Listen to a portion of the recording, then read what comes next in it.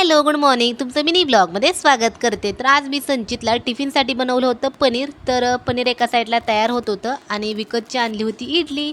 तर इथे बघू शकता इडली आहे, इडलीची चटणी आहे आणि इडली. तर संचित आणि दादा दोघांसाठी इडली आणली होती. तर आता मी संचितला काही नाश्ता करणार नव्हते, कारण इडली विकत आणली होती. त्यामुळे इथं मस्त असं संचितचं ताट तयार झाले. संचित गेला होता बाहेर. मी टी व्ही बघत बसले होते, बातम्या लागल्या होत्या आणि आईंची नुकतीच मशीन झाली होती. त्यामुळे आई बाहेर कपडे वाळत घालत होत्या आणि संचित पण बाहेरच खेळत होता. संचितला मी आवाज देत होते, ए पटकन, ए पटकन, कारण संचितला नंतर अंघोळ झाले होते, अजून स्कूलसाठी तयार करायचं होतं. नाश्ता करायलाच त्याला अर्धा तास जातो, त्यामुळे मग पटकन बोलवून त्याला नाश्ता वगैरे चारून स्कूलमध्ये सोडून यायचं होतं. आणि श्रावण महिन्यातला पहिला सोमवार पण होता, त्यामुळे माझा असतं श्रावण महिन्यातले उपवास असतात. त्यामुळे मी मस्त अशी साबुदाण्याची खिचडी तयार केली होती. एकदम बारीक असा साबुदाणा आहे आणि पटकन जर आपल्याला लेट वगैरे झालं तर अगदी अर्ध्या तासात भिजतो आणि पटकन छान होतं पण. चला या पटकन तुम्ही पण